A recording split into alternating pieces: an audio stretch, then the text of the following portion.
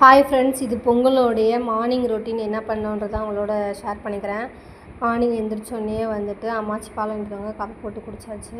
அப்புறம் நெக்ஸ்ட் என்ன, கறி வாங்க வேண்டியதான். இங்கே வந்து பார்த்திங்கன்னா காலை 4 மணிக்கே கறி உரிச்சிடுவாங்க. ஸோ நம்ம அந்த டயத்துக்கே எழுந்திரிச்சு போய் வாங்கினா தான் உண்டு. அப்படி தான் சொல்லிவிட்டு எங்கள் வீட்டில் போய் வாங்கிட்டு வந்தார். எங்கள் நாத்தனார் ஃபோன் பண்ணி வர சொன்னாங்க. ஸோ இவர் போய் வாங்கிட்டு வந்தார். கறி உரிக்கும் போதே சொல்கிறாரு, சென்னையில் இந்த மாதிரி கறி வரவே வராது, அந்தளவு ஃப்ரெஷ்ஷாக இருக்கணும். உண்மையிலே இந்த மாதிரி கொழுப்பு வந்து சென்னையில் வந்து இப்போ இருக்கவே இருக்காது. இந்த கொழுப்பை நம்ம வந்து ஒரு தடவை கட் பண்ணோம்னா கையெல்லாம் பிசு பிசுன்னு இருக்கும். ஆனால் சென்னையில் அப்படி இருக்காது இல்லையா?